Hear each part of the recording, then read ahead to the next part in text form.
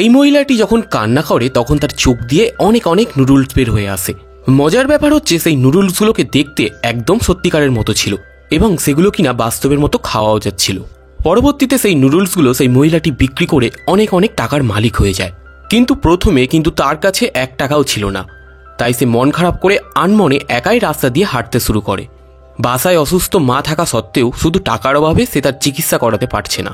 যাই হোক, এভাবে আনমনে হাঁটতে হাঁটতে সে একটা দোকানের সামনে এসে পৌঁছায়।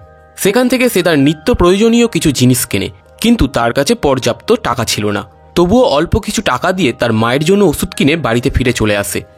কিন্তু বাসায় ফিরে আসার পর সে তার মাকে একটুও বুঝতে দেয় না যে তার কাছে কোনো টাকা পয়সা নেই। তারপর সে তার কুকুরের সাথে কিছুক্ষণ খেলাধুলো করে। তারপর রুমে গিয়ে দরজা আটকে একাই কান্না করে, কেননা তার বাড়িতে অসুস্থ মায়ের চিকিৎসার জন্য এবং বাড়ি ভাড়া দেওয়ার জন্য তার কাছে কোনো টাকা পয়সা নেই। কিন্তু হঠাৎ সে লক্ষ্য করে তার কান্না করার সময় কয়েক টুকরো নুডলস তার টেবিলের উপর পড়ে রয়েছে। তখন সে খুঁজতে থাকে এগুলো কোথা থেকে এলো।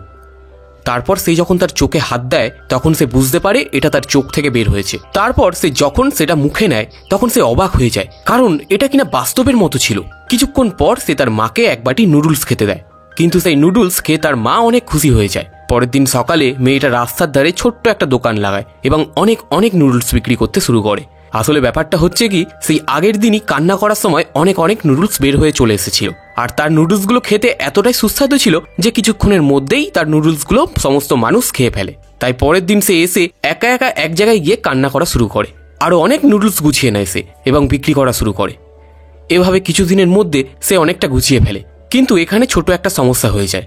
এখন কোনো কারণে সে কান্না করতে পারে না, যার কারণে নুডলসও বিক্রি করতে পারে না। তাই তখন কান্না করার জন্য ঘরের ভিতরে গিয়ে সে ঘরের সাথে নিজের পাকে ধাক্কা মারতে শুরু করে।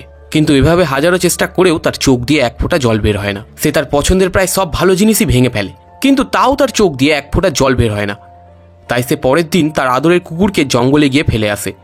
আসলে কুকুরটি তার অনেক প্রিয় ছিল, যার কারণে সেটার কথা মনে পড়তেই সে কান্না করতে শুরু করে, আর যার কারণে অনেক নুডলস বের হয়ে আসে।